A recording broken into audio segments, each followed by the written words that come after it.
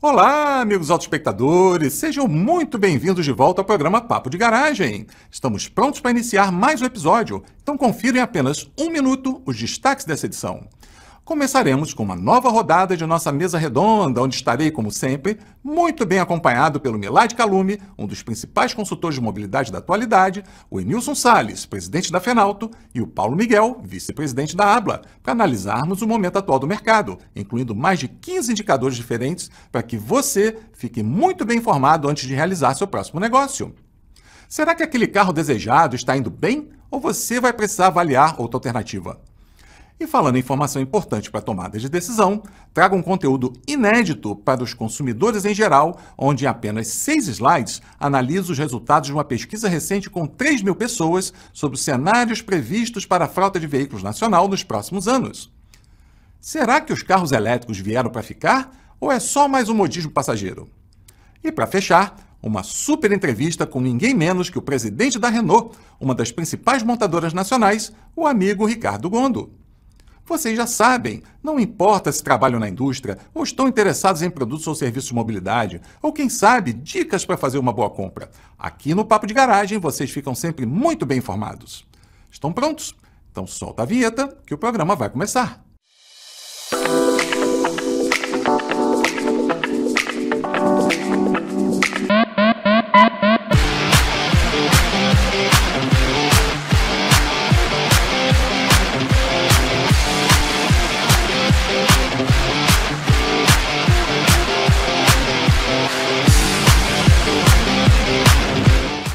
Agora sim, olá, autoespectadores! Sejam muito bem-vindos a mais uma edição do Papo de Garagem, seu programa quinzenal patrocinado por GWM do Brasil, Continental Parafusos, Nemac e Unidas, e apoiado pela Abla, Fenalto e ABVE.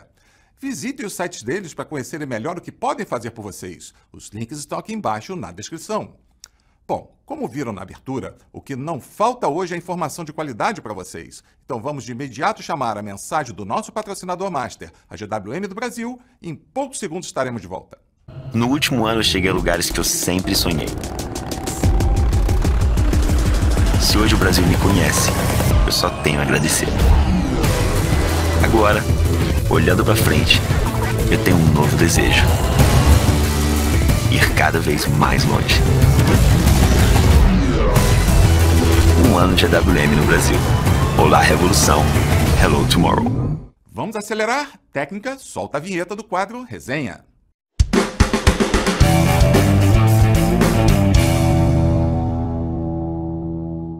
Vamos dar início ao nosso quadro Resenha. Lembrando que este quadro tem o patrocínio da Unidas. É isso aí, autoespectadores. Pensou em alugar um carro? Pensou Unidas. Gostaria de começar o quadro Resenha de hoje agradecendo os inúmeros feedbacks recebidos sobre a iniciativa de criar essa nossa mesa redonda. Amigos autoespectadores, na verdade, nós é que devemos agradecer a vocês pelas diversas sugestões para criá-lo e também pela oportunidade de materializar mais uma vez as vantagens da nossa interação. Vocês nos ajudam demais a aperfeiçoar o programa a cada episódio. Muito obrigado de coração. Em termos de conteúdo de hoje, serão novos diversos indicadores diferentes, incluindo aqueles rankings que vocês tanto gostam.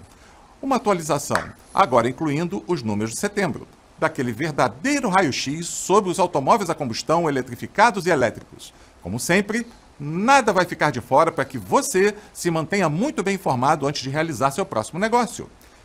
Então, junte-se a mim para saudar os componentes desse nosso timaço. Milad Kalume, um dos principais consultores de mobilidade da atualidade, e Paulo Miguel, vice-presidente da Abla. Como podem perceber, infelizmente, mais uma vez, não poderemos contar com a presença do nosso querido Enilson Salles, presidente da Fenalto, pois sua cunhada veio a falecer. Desejaremos juntos aqui as nossas condolências para Enilson e família e, por conta disso, hoje, excepcionalmente, não iremos analisar o cenário de usados. Amigos, mais uma vez, sejam muito bem-vindos à nossa garagem. Marcela, acho que antes de tudo, os nossos sentimentos ao Enilson e à família, com o falecimento lá do ente querido deles. Enfim, eu acho que a falta dele aqui nesse programa do dia de hoje vai ser bem sentida, mas vamos lá, vamos dar o nosso melhor e, antes de tudo, agradecer o convite seu, a presença do Paulo também. Eu sempre agradeço a você, aos seus autoespectadores, por poder estar de alguma forma, contribuindo com um pouco de conhecimento para essa indústria.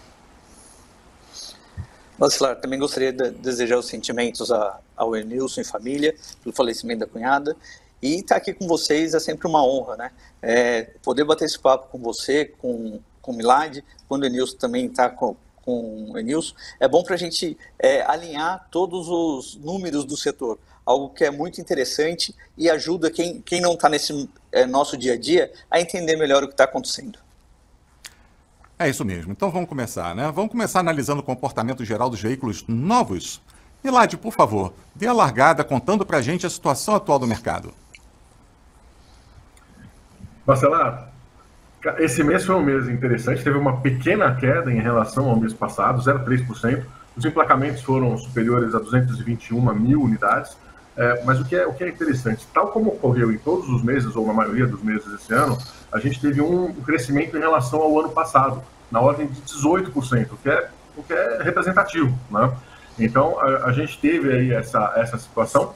Essa pequena queda se deu basicamente em função da queda de quase 4% dos veículos comerciais. Se os veículos comerciais tivessem performado um pouquinho melhor, a gente teria esses números, no mínimo 0 a 0 com relação ao mês passado, mas certamente positivos, né?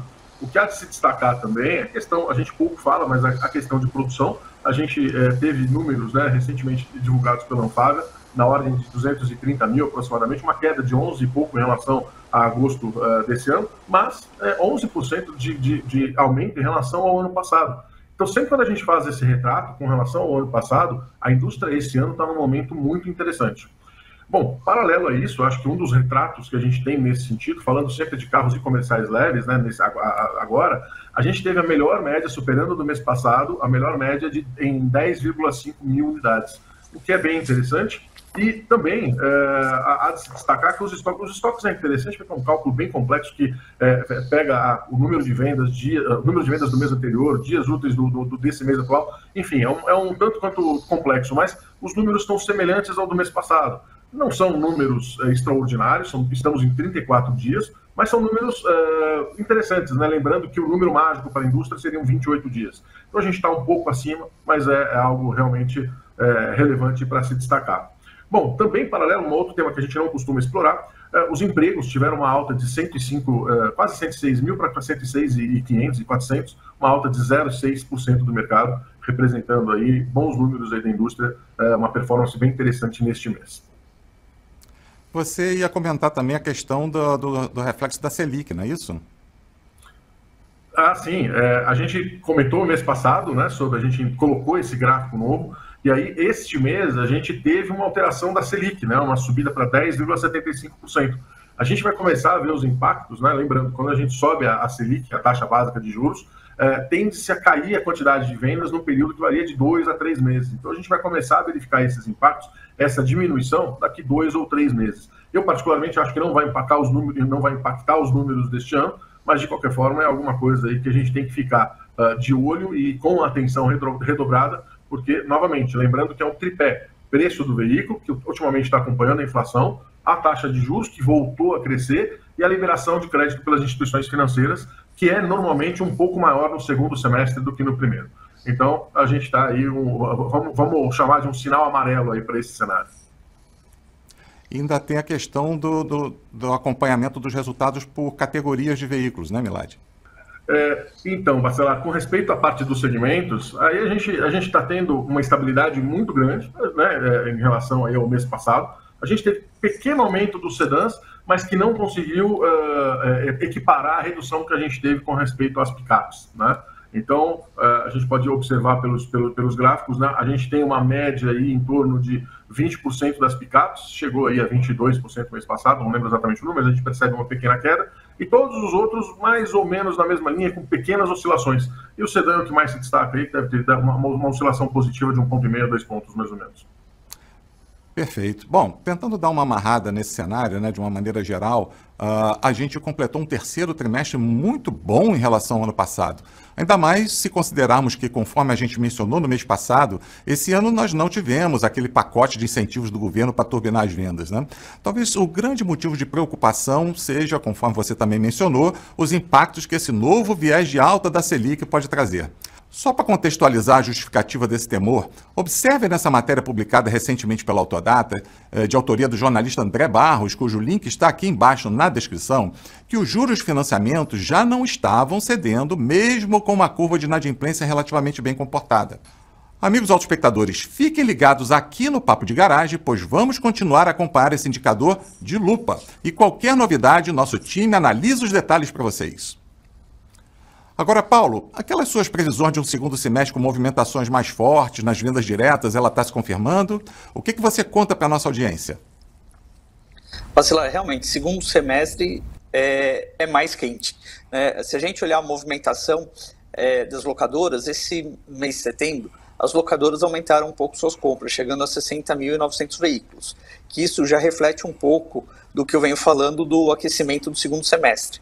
As locadoras começam a preparar sua frota para o final do ano, para os feriados de final de ano, Natal, Ano Novo, férias.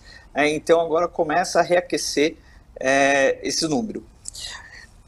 De acumulado esse ano, a gente tem aí 433 mil veículos comprados pelas locadoras contra 382 mil do ano passado.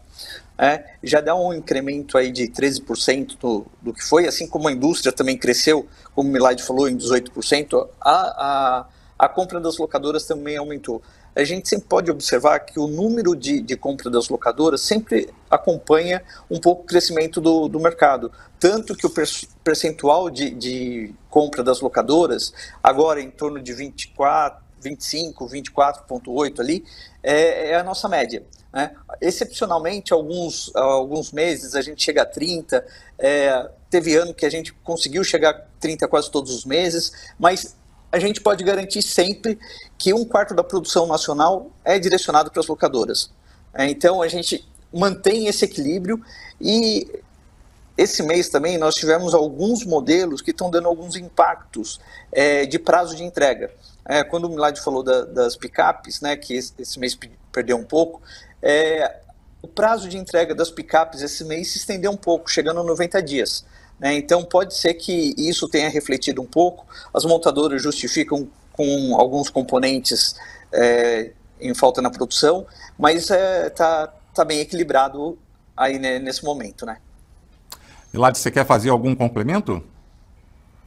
Sim, perfeito. Eu acho que tem tudo a ver, A gente acaba olhando os números, mas o Paulo foi preciso.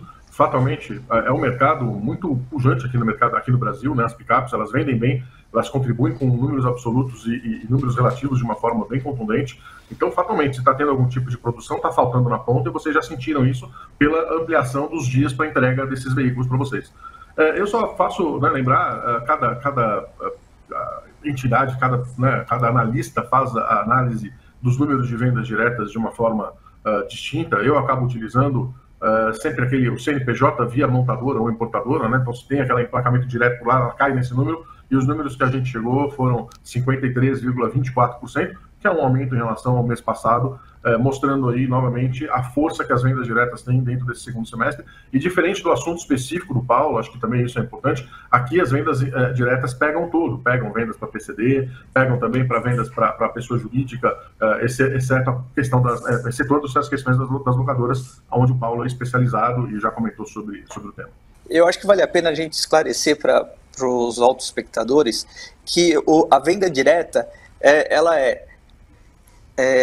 locadoras, pessoas jurídicas, governo, portadores de deficiência e taxistas. Então, quando a gente fala de venda direta, abrange toda essa parte das vendas que são classificadas como venda direta. Eu só quis esclarecer isso porque lá no passado todo mundo falava venda direta é veículo só de locadora. Não, é uma gama muito maior que utiliza a venda direta.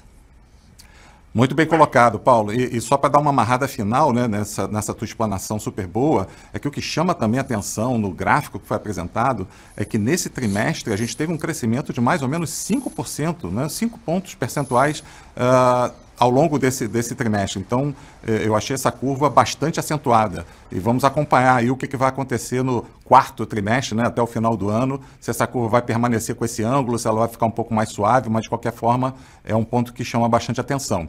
Agora, vamos analisar o cenário dos veículos eletrificados? No mês passado, nós falamos sobre um momento de maior maturidade nesse subsegmento, deixando para trás, pelo menos por enquanto, aquela euforia arrebatadora da chegada desses novos produtos no mercado, para um momento onde os consumidores passam a ficar mais seletivos, trocando decisões emocionais por decisões racionais.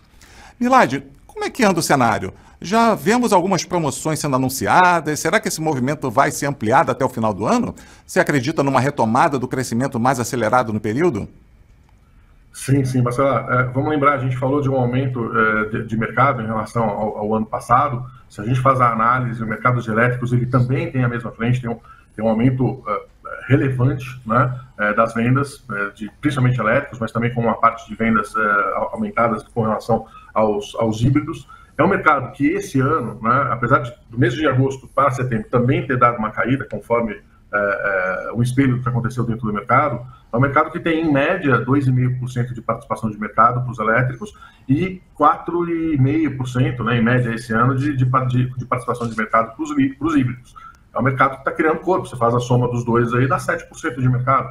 Né? Então, falando somente de carros, tudo bem que a participação dos comerciais leves é muito pequena, mas de qualquer forma, olhando sobre a frente de carros, onde está o grosso desse tipo de veículo, a gente vê uma ampliação com relação ao ano passado e uma constância nos números para esse ano, que é bem interessante. Enfim, a gente analisa e vai continuar essa tendência. Eu acho que para o Brasil, e a gente já conversou, eu acho que você vai falar um pouquinho sobre isso adiante, né, quando você fizer uma análise. A gente vai ter uma ampliação da questão dos híbridos no mercado brasileiro, né, não só de oferta, mas também quanto de participação de mercado, e uma estagnação na questão da participação de mercado dos elétricos, que tende a ter uma participação até o final dessa década maior do que a gente tem hoje, mas de qualquer forma um tanto quanto estável. O Brasil, vamos lembrar, e a gente costumeiramente conversa sobre isso, é o mercado dos híbridos, né? E essa linha de tendência está cada vez mais evidente, assim, quando a gente faz algum tipo de projeção futura. Paulo, você quer fazer um complemento sobre os eletrificados, não é isso? Sim, é que esse mês me chamou a atenção na apuração aqui das locadoras, uma compra mais elevada, tanto de um modelo elétrico, um JAC EJV5, que foram compradas 67 unidades, e o Aval, né, que foram 132 unidades, que é algo surpreendente dentro da movimentação das locadoras, que ainda são um pouco conservadoras quanto aos veículos elétricos e híbridos. Sim, inclusive eu vou comentar um pouco mais sobre esse assunto daqui a pouquinho, Paulo, mas esse teu ponto que você levantou aqui, ele é extremamente importante. A gente já falou aqui no passado sobre essa questão dos elétricos, principalmente os elétricos puros, nas frotas das locadoras, né? Talvez agora, aproveitando um pouquinho esse momento de um pouquinho mais de maturidade do mercado, a coisa comece a derivar para um caminho diferente, mas vamos acompanhar de qualquer forma, né? Bom, agora chegou aquele momento que os nossos autoespectadores tanto gostam. Vamos analisar os rankings. Será que aquele carro que está na sua mira está indo bem? Ou você vai precisar avaliar uma outra alternativa? Milad, conta para a nossa plateia como anda a lista dos mais queridos entre os novos a combustão primeiro. O que anda chamando sua atenção nas movimentações desse ranking? Alô você, se o seu objetivo é um carro a combustão 0 km, olho vivo para não perder nenhum detalhe. Marcela, esse é o segundo mês que a estrada acaba se destacando do polo, estavam competindo muito até 2 meses atrás, isso não é nenhum tipo de impacto negativo, é simplesmente uma estratégia, lembrando que a estrada foi a campeã por anos e anos seguidos aí, né, e tende a cumprir novamente essa meta, né, a gente percebe pelos números que a gente não tem uma modificação mês a mês tão contundente, mas o que me chama a atenção olhando esses números é que a gente tem o Kwid e o Mobi, que são os dois veículos mais baratos no mercado brasileiro, com uma representação, os dois somados, em torno de 5%. Né? Então, assim, o mercado brasileiro não é um mercado de entrada, isso que é muito importante. A grande massa de vendas dos veículos do mercado brasileiro estão lá naquela faixa que vai de 95 a 120 mil reais. E um pouco do retrato que a gente vê exatamente nesse gráfico. Né? Tanto de setembro quanto no acumulado, a gente tem algumas mudanças aí, claro, de ranking, considerando um ou outro, mas grosso modo a gente vê que todos os veículos aí nessa faixa eles se enquadram nessa participação de vendas mais relevante, né? Então é isso, o mercado brasileiro é um mercado importante nessa faixa de segmento, é um mercado de volume. Eu sempre falo que a gente não pode analisar a indústria global sem analisar o mercado brasileiro. A gente já está nos top 10 há mais de 10 anos em relação às vendas internas, então é um mercado que a gente não pode se desconsiderar. Não estou falando e não estou querendo comparar o mercado brasileiro ao mercado alemão, ao mercado coreano, chinês ou japonês, enfim. Mas estou falando da força e da possibilidade. E dentro da nossa realidade, a gente tem essa maior concentração dentro dessa faixa de 95 a 120 mil reais. Excelentes observações, Milad. Nossos autoespectadores, como eu falei, tem que ficar de olho para não seguir um caminho errado na sua decisão de negócio, né? Agora, para complementar, Paulo, você nos mostrou ainda há pouco que as vendas diretas estão crescendo de forma consistente nos últimos 2 meses. Então, fica ainda mais importante a nossa plateia se atualizar sobre o perfil de compra das locadoras como uma referência adicional para eles, né, de preferência de mercado. O que é que você traz de destaque para os nossos autoespectadores esse mês? Bacelar, de destaque esse mês é que no ranking dos 10 mais não entrou nenhum SUV. Né? Eu acho que chama a atenção aqui, basicamente, que o Polo e o Argo continuam ali na primeira e segunda. O Kwid, que não tinha entrado no mês passado, voltou à lista. E a Strada e a Saveiro, que continuam ali no ranking. Né? Mas as SUVs que a gente tinha T-Cross, às vezes o Kicks aparecendo, não tem mais. Isso até pela política das próprias locadoras, que estão buscando veículos de valor mais baixo para poder manter um valor de locação adequado ao público, né? Então a gente vem com os veículos aí os hatches pequenos, né? Os veículos de entrada e as caminhonetes pequenas que servem também principalmente para last mile ou pequenos negócios. Excelentes pontos, Paulo. Autoespectadores, olho vivo de novo, hein? Para as nossas dicas realmente surtir efeito para vocês. Agora, e no caso dos eletrificados, hein? Como falamos, o mercado passa por um momento de maior maturidade. Milad, conta para a gente como anda o cenário atual desse segmento no que diz respeito agora aos novos, né? Que detalhes os nossos autoespectadores precisam ficar atentos? Alô você, se seu objetivo é um carro elétrico ou híbrido 0 km, chegou a sua vez de ficar de olho vivo para não perder nenhum detalhe. Bacelar, aqui não tem tanta novidade. A gente tem uma dominância da BYD muito grande, né? É um mercado que está sendo consolidado dentro do mercado brasileiro. A gente tem grandes players como Toyota, a gente tem também a Great Wall vindo de uma forma bem forte. A gente verifica aí também os carros da Volvo nesse ranking. Então é um mercado que, como a gente acabou de dizer, representa ali seus 7%, mas com uma perspectiva de aumento, né? O mercado brasileiro é o mercado de híbridos, a gente já falou isso nesse mesmo programa. A tendência é que esses números de híbridos eles venham aumentando cada vez mais.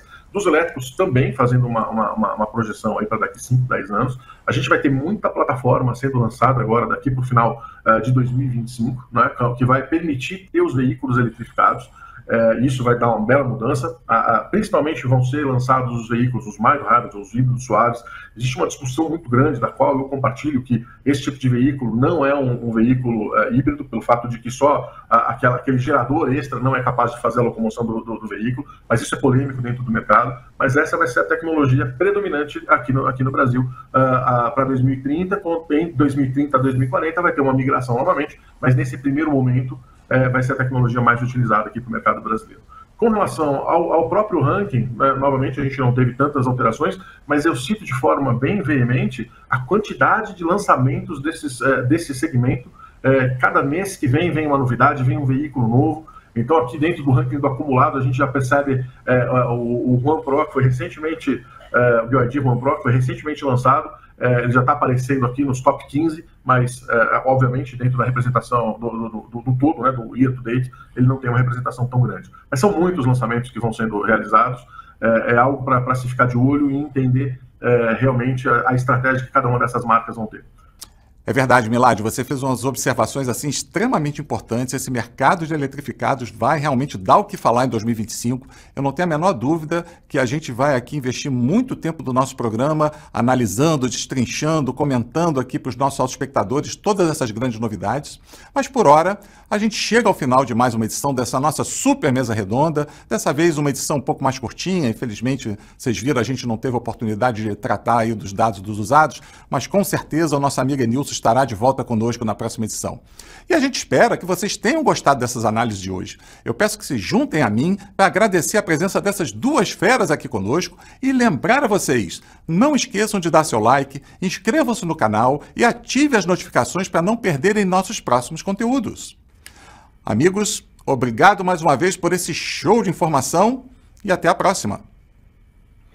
Bacelar, eu não sou fera, eu não sou aprendiz de fera ainda. Fera são vocês aí, poxa. Eu agradeço novamente aqui a oportunidade de estar mostrando um pouquinho dos dados da indústria automotiva, né? Que essa indústria que está na nossa pele, né? Eu sempre cresci com isso, sempre gostei disso, então é um prazer imensurável poder estar fazendo parte do seu programa e com o Paulo, com o Enilson, que infelizmente não está, e com você também, fazendo parte, mostrar um pouquinho desse conhecimento para o seu público. Só tenho a agradecer, realmente. Obrigado. Bacelar, obrigado mais uma vez de poder participar aqui dessa mesa redonda, com o Milad, de você, para a gente poder debater e trazer essas informações importantes para os autoespectadores. Caros autoespectadores, algum indicador adicional sobre o mercado que gostariam de ver analisados aqui? Não deixe de encaminhar suas sugestões. E agora, vamos dar sequência à nossa programação de hoje com mais um conteúdo especial.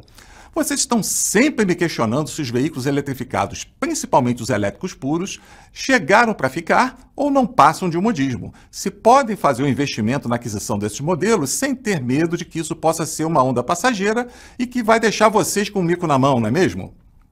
Pois bem, hoje irei muito além de dar a minha opinião pessoal. Eu vou resumir para vocês, em apenas 6 slides, um estudo que acaba de ser produzido pela Anfavea em parceria com a Boston Consulting Group, que é uma enorme consultoria global com atuação em mais de 50 países e com forte especialização na indústria automotiva.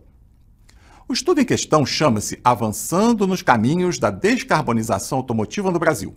Foi apresentado para a indústria há pouquíssimos dias atrás e dele separei alguns indicadores bastante importantes para mostrar a vocês, público consumidor em geral, privilegiando os nossos amigos autoespectadores, sobre os cenários previstos para a frota de veículos nacional nos próximos anos. Desta forma, vocês poderão tomar suas decisões com um grau de informação bastante diferenciado. Parabéns Anfavea e Boston Consulting Group pela produção desse riquíssimo material. O primeiro ponto que gostaria de destacar e que qualifica muitos resultados para vocês é a participação de 3.000 consumidores. Para ter uma ideia do nível de importância desse número, basta lembrar que muitas pesquisas eleitorais de alcance nacional ouvem em média 2.000 pessoas. Outra consideração importante é que, como o grande foco do documento é a estratégia de descarbonização nacional, muitos resultados dizem respeito ao mercado de caminhões e ônibus. Mas para essa nossa análise aqui, vamos focar em automóveis, normalmente referenciados como leves no texto. Aliás, serei bem didático no primeiro slide, lembrando que esse documento foi produzido para a indústria. Assim vocês não perderão nenhum detalhe, ok? Bom, em termos de referencial, a pesquisa começa mostrando um panorama das modificações previstas na matriz energética das frotas dos Estados Unidos, Europa e China, comparando a realidade do ano passado com o que se prevê para o ano de 2035, ou seja, em apenas 10 anos. Observe as colunas para automóveis ou leves e o código de cores relativo a cada tipo de tecnologia de tração na parte de baixo do slide. BEV são os veículos puramente a bateria. PHEV, HEV e MHEV são os veículos híbridos nas suas 3 alternativas. E ICE/diesel são os veículos a combustão. Aqui contam os movidos a gasolina, etanol ou diesel. Vejam então que nos 3 casos, o uso massificado de veículos a combustão na cor cinza será radicalmente substituído nessa janela de tempo por veículos eletrificados, com enorme destaque para os BEVs em azul. O slide seguinte mostra do lado esquerdo o crescimento consistente do percentual de veículos eletrificados novos nas vendas totais, com destaque para o enorme salto de 2022 para 2023. E do lado direito, o expressivo volume de investimentos já anunciados pela indústria para viabilizar a produção nacional desses veículos. Em outras palavras, 2 pontos importantes para vocês entenderem. O primeiro, a eletrificação de nossa frota já é uma realidade. E assim como mostrado nos Estados Unidos, Europa e China, a migração será rápida e exponencial. 2.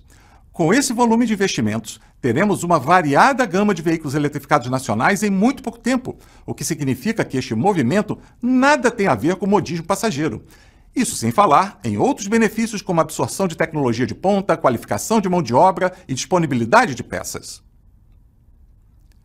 Esse slide me deixou particularmente feliz, pois é uma confirmação do que temos apresentado na nossa trilogia com Luiz Guidosi.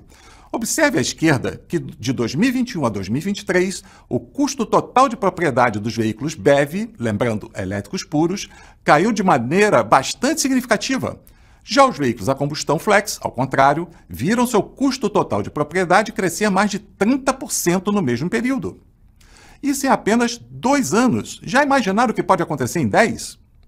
Outra informação bastante importante para todos vocês é saber que, em maio desse ano, cerca de 40% dos entrevistados se interessaram em comprar um veículo eletrificado.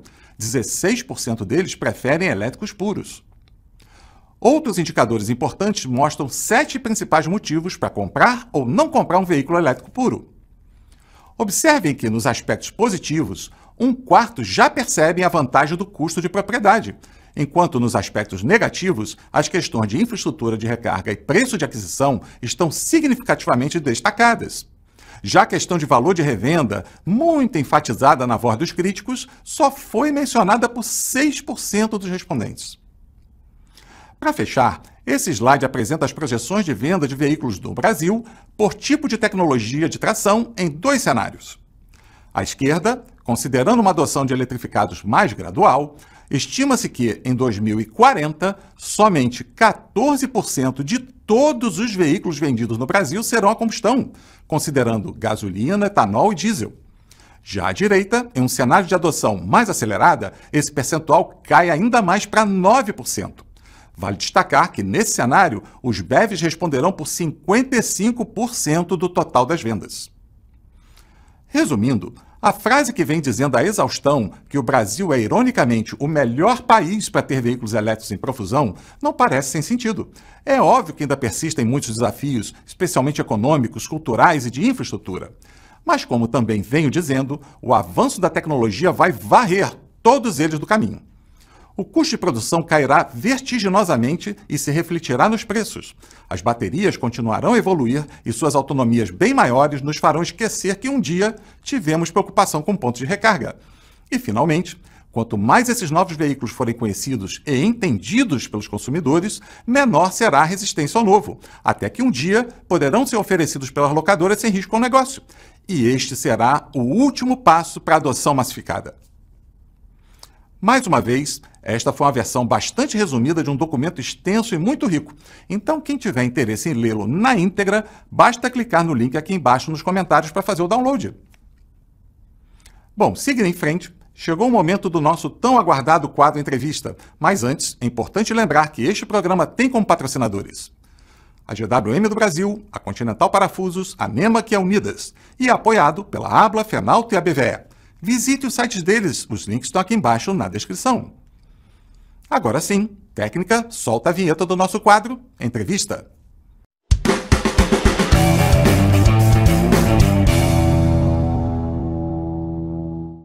Hoje temos a honra de receber o presidente da Renault do Brasil, uma das maiores montadoras de automóveis do país, o amigo Ricardo Gondo.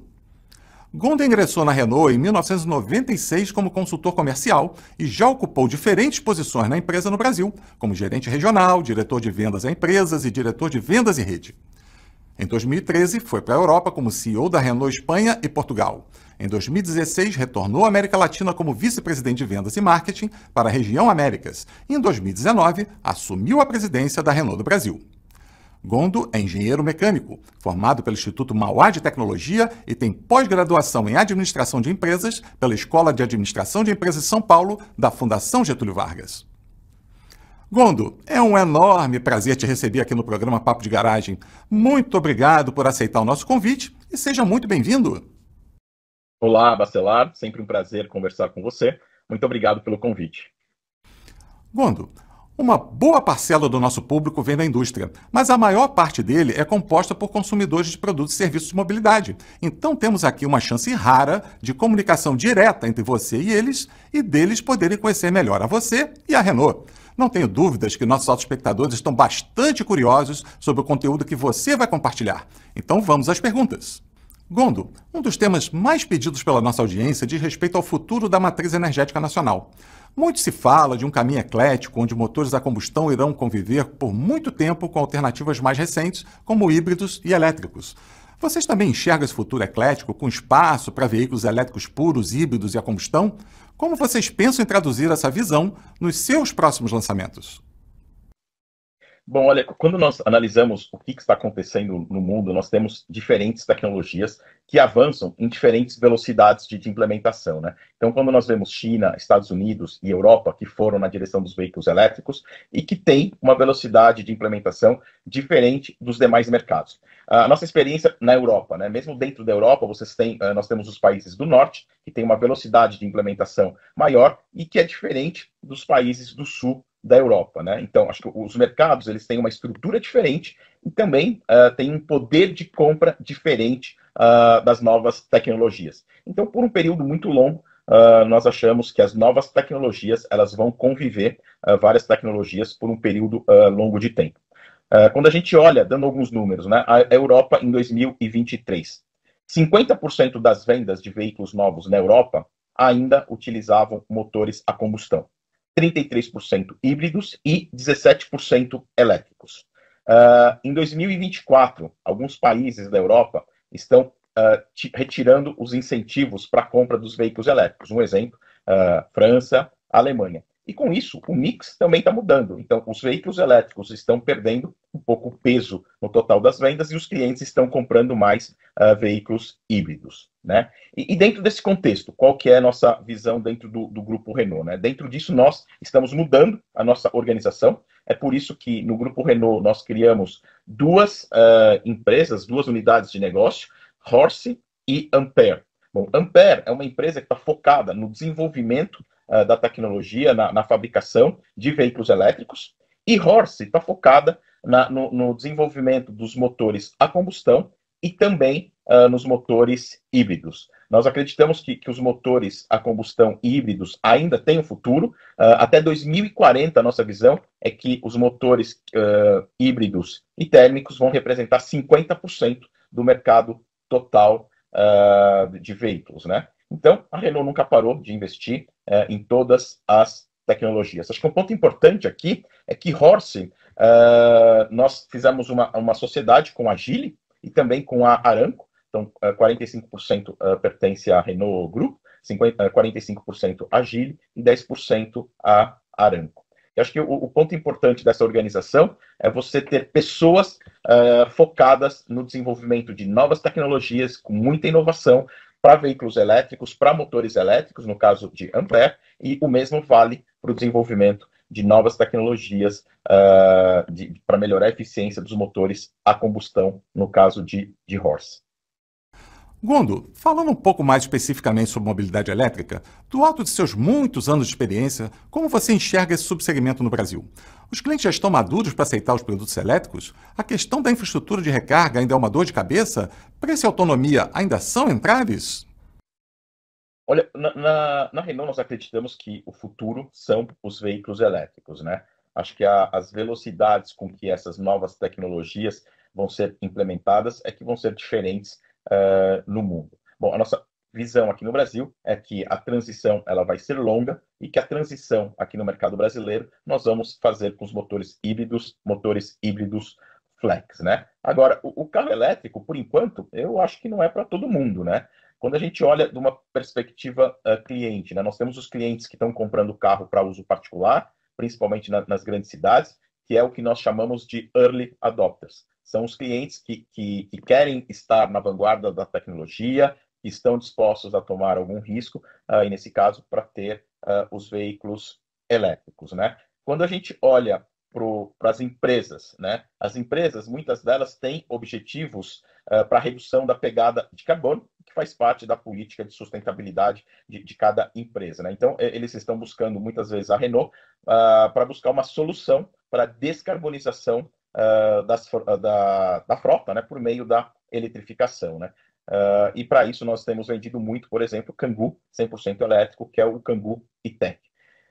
Mas ainda nós consideramos que é um nicho de mercado. Acho que nós estamos acompanhando muito de perto. O que nós estamos vendo é que nos últimos meses o volume de vendas de carros elétricos no Brasil ele está mais ou menos estável, né?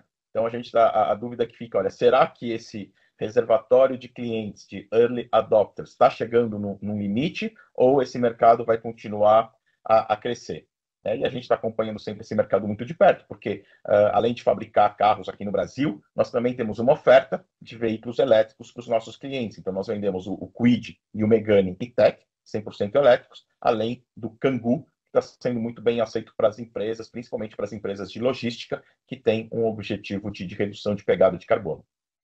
Agora, voltando na tua pergunta no início, né, o tema da infraestrutura. Sim, acho que a infraestrutura pode ser um limitador, que a gente está vendo aqui que mesmo na Europa, a Europa já há muitos anos, né, começou a venda de veículos elétricos, a investir na infraestrutura, e mesmo na Europa é um problema o tema dos carregadores públicos, a infraestrutura, né? Aqui no Brasil a gente está vendo que muitos clientes têm o sistema de carregamento em casa, mas quando você vai buscar um carregador público, por exemplo, em shopping center, normalmente eles estão sempre ocupados. E acho que um ponto importante que a gente está acompanhando com muita atenção, acho que todo o mercado, é o tema do valor residual, né? O valor do seminovo. Vale lembrar que nos últimos meses as vendas de veículos elétricos cresceram, e então tem um volume importante de venda de veículos novos e que daqui a pouco vão começar a chegar no mercado de seminovos. Então acho que isso é um tema também que toda a indústria está acompanhando. Gondo, existem pelo menos 3 temas que têm sido muito discutidos ultimamente: a chegada das montadoras chinesas, o retorno do imposto de importação para veículos elétricos e a inserção de automóveis no imposto seletivo. Qual a sua visão sobre esses assuntos? Qual o nível de impacto deles nos preços para o consumidor? Olha, acho que a indústria automotiva é reconhecida pela competição, né?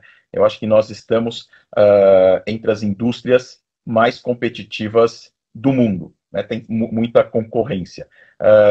Então, isso faz parte da nossa história, né? Acho que quando a gente olha a história nos últimos anos, nós tivemos a chegada de marcas japonesas, depois novas marcas coreanas que chegaram em todos os mercados, e agora a chegada de novas marcas chinesas, né? Acho que isso aconteceu no mundo e também está acontecendo aqui no Brasil. Então, a competição, sem dúvida, é sempre saudável, né?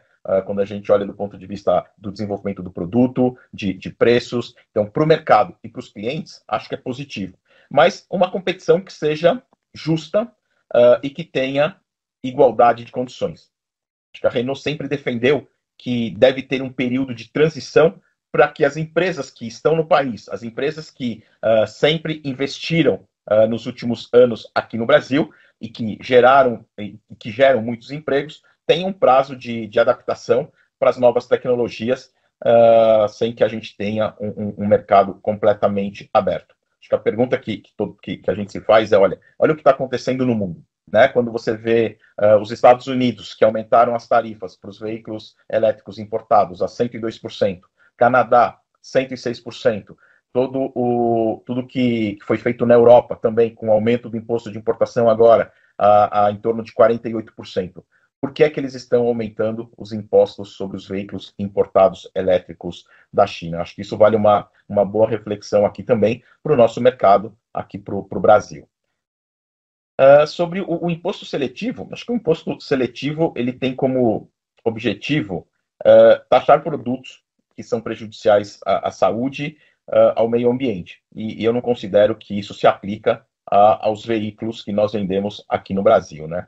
Eu acho que a reforma fiscal ela poderia ou deveria ser uma oportunidade para permitir ter mais pessoas no mercado brasileiro com acesso a um carro 0 quilômetro. A reforma tributária deveria ser uma oportunidade para a gente poder reduzir os impostos nos veículos, que hoje aqui no Brasil representa entre 30% e 44% do valor do carro. E aí, quando a gente compara com outros mercados no mundo, a mesma coisa. Estados Unidos, você compra um carro 0 quilômetro, o imposto de 7%. Europa, todos os países em torno de 20%. E o Brasil com imposto muito, muito maior, né? A lógica deveria ser, olha, a gente vai ter um imposto menor, isso vai criar mais mercado e a gente vai vender mais e no total dos impostos a arrecadação vai aumentar, né? Porque no final das contas a nossa indústria vive de volume, nós precisamos de volume e volume é necessário aqui no mercado brasileiro para garantir a continuidade do ciclo de investimento, né? toda a indústria nos últimos meses. Nós anunciamos investimentos da ordem de 130 bilhões de reais para os próximos anos aqui no Brasil. Aproveito para lembrar aos espectadores que vocês podem escrever suas sugestões de entrevistados para as próximas edições aqui embaixo nos comentários. Não perca a oportunidade de trazermos um outro super executivo da indústria, como o Gondo, por exemplo, para esclarecer todas as suas dúvidas sobre o tema de sua preferência. Gondo, tem aqui uma pergunta sugerida pela nossa audiência, que achei bastante interessante. Essa pessoa se identifica como saudoso proprietário de um Clio e lamenta como um carro tão bom, na opinião dele, tenha saído do mercado, ainda mais em um momento onde os automóveis subiram muito de preço e não existem mais oferta dos antigamente chamados carros de entrada. Ele pergunta se existe possibilidade de voltarmos a ter os tais carros de entrada para comprar e se é possível sonhar com uma redução grande dos impostos para que os preços caiam e permitam que o sonho do carro zero seja viável para uma quantidade maior de brasileiros. Olha, acho que o carro de entrada que nós temos hoje no mercado brasileiro, ele é completamente diferente do carro de entrada que nós tínhamos lá no passado, 20 anos atrás, né? Hoje são carros que são muito mais equipados, também são carros muito mais seguros, com muito mais tecnologia e com motores muito mais eficientes do ponto de vista de emissões, né? Por exemplo, vou falar do Kwid, que é um carro da Renault, tem um motor 1.0, super moderno, 3 cilindros em alumínio, um carro que tem uma eficiência energética de 84 gramas de CO2, ou seja, é um carro super eficiente que, em muitos casos, comparado com carros maiores de segmentos superiores, emite menos CO2. Tem uma eficiência energética bastante boa, né? E o que eu acho que o Brasil ele precisa se preocupar em manter o carro 0 km de acesso no mercado brasileiro, né? O mercado hoje no Brasil de carros de entrada com motores 1.0 atmosféricos, hoje representa em torno de 26% do mercado total. Então a gente precisa sim ter essa preocupação de manter esse mercado aqui no mercado brasileiro. Agora, acho que um ponto importante também para o Brasil, para o cliente brasileiro, além de você ter o carro de acesso, carros modernos, eficientes, do ponto de vista de tecnologia e eficiência, também ter financiamento, né? Acho que sem dúvida nenhuma o cliente brasileiro compra historicamente carros através de financiamento. No passado, em torno de 70% das vendas de carros para cliente particular são financiados, 30% à vista. Durante a pandemia, isso se inverteu. A maioria dos clientes estavam comprando carro à vista aqui no Brasil. Além disso, teve o aumento nesse período da taxa de juros com a taxa Selic. Mas a gente vê nos últimos meses um crescimento de clientes que estão comprando financiados, né? No caso da Renault, hoje nós temos já 60% das nossas vendas que são através de um financiamento de banco e 40% que inclui à vista, consórcio e outras formas, né? Então, acho que o financiamento é uma alavanca bastante importante para continuar a dar o acesso ao carro 0 km para o cliente brasileiro.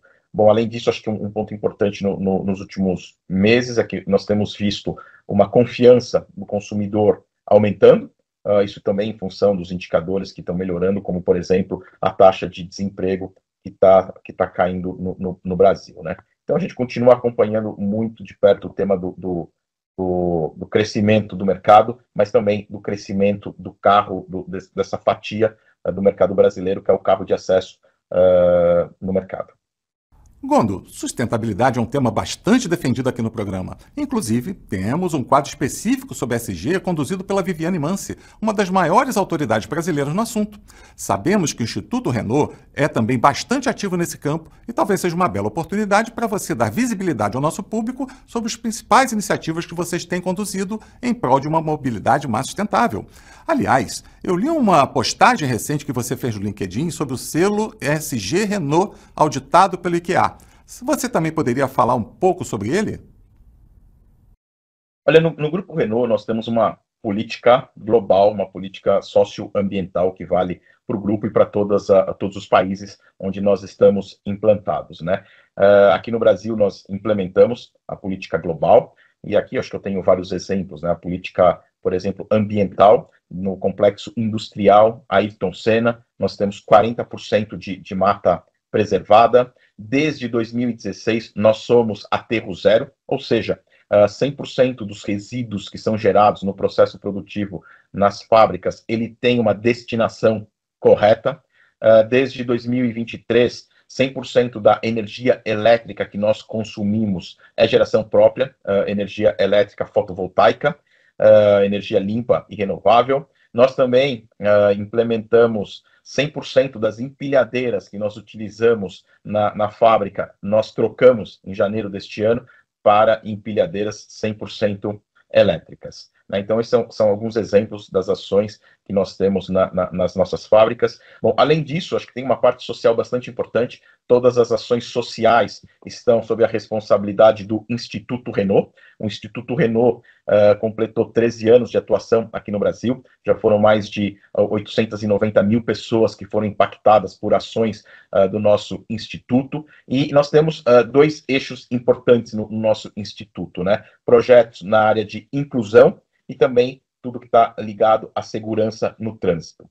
Acho que um projeto que eu gosto muito é um projeto da Associação Borda Viva, então é um projeto que tem foco na geração de renda para as mulheres, então tem um impacto bastante positivo. Hoje são 22 mulheres costureiras que trabalham na Associação Borda Viva, e elas fazem bolsas e acessórios utilizando tecido automotivo.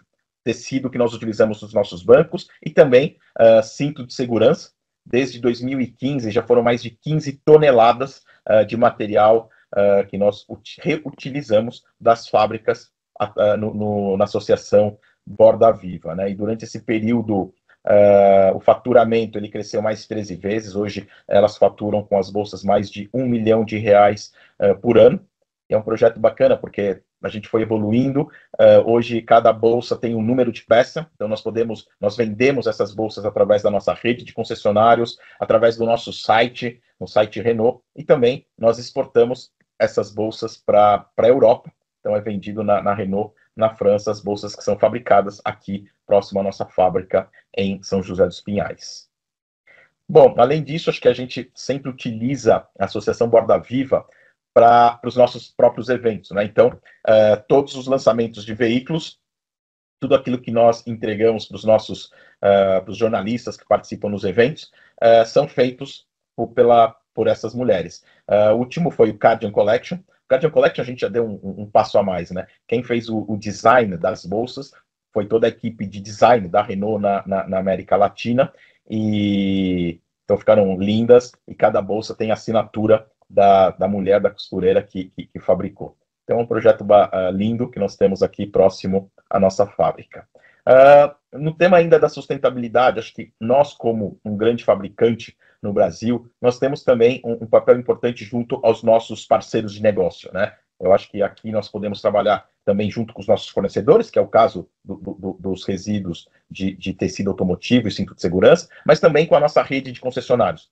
Então, há 2 anos, nós lançamos um trabalho com a nossa rede de concessionários para premiar os melhores projetos do ponto de vista ambiental e social. Foram mais de 10 mil iniciativas ao longo desses 2 últimos anos, que foram implementados pela nossa rede de concessionários. E o mês passado, nós premiamos e reconhecemos a primeira concessionária sustentável no país a receber um selo ESG Renault Ouro, que é a concessionária Renault Barigui Park, que fica aí em Curitiba. Né? Então, até 2023, o que nós queremos é ter, até 2030, nós queremos ter 100% da nossa rede certificada.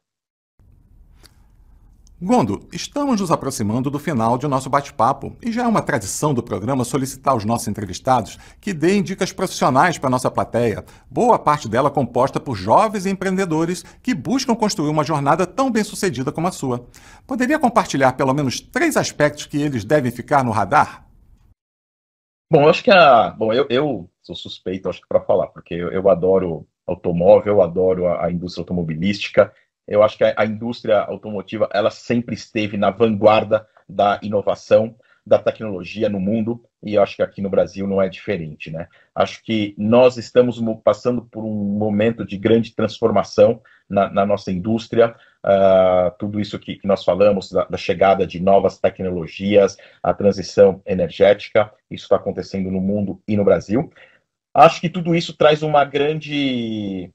grandes desafios para todos nós que estamos na indústria e para todos aqueles que vão embarcar com a gente nessa jornada para os próximos anos, então novos profissionais, novos engenheiros que vão começar sua carreira na indústria automobilística. Acho que o que é mais importante é sempre estar se renovando, preparando para esse momento que eu não tenho dúvidas, cada vez mais o mercado vai ser mais competitivo na nossa indústria em todos os cantos do mundo, né? Acho que o ponto importante para mim é sempre ter atitude, ter iniciativa para continuar aprendendo, tomar iniciativa para poder implementar essas novas ideias. Por exemplo, a gente fala muito da inteligência artificial, como isso vai impactar os nossos negócios, né? Aqui na Renault, nós criamos uma universidade corporativa aberta a todos os colaboradores. E um dos temas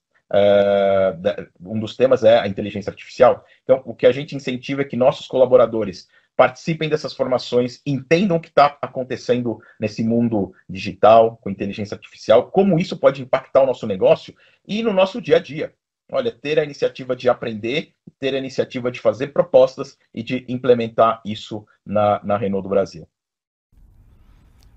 Gondo, não tenho palavras para agradecer a sua presença aqui no programa. Estou muito feliz de ter tido a oportunidade de conciliar a nossa agenda com a sua e proporcionar que você tenha vindo aqui compartilhar seu vasto conhecimento com a nossa audiência. Eu tenho certeza que eles ficaram extremamente felizes com o conteúdo que você entregou para eles. Bom, muito obrigado, Ricardo. Um prazer, como eu te disse, estar aqui com você para essa conversa. Muito obrigado. Falando em agradecimentos, é importante lembrar que este programa tem como patrocinadores a GWM do Brasil, a Continental Parafusos, a NEMA, que é Unidas, e é apoiado pela Abla, Fenalto e a BVE. Visite os sites deles, os links estão aqui embaixo na descrição.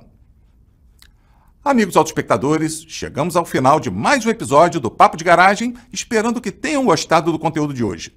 Aproveito para lembrar de ativar as notificações para não perder o anúncio das atrações da próxima edição e escreverem seus comentários aqui embaixo com sugestões e críticas. Elas são fundamentais para continuarmos aperfeiçoando o programa e entregarmos a qualidade de conteúdo que esperam de nós. Um abraço a todos e até a próxima!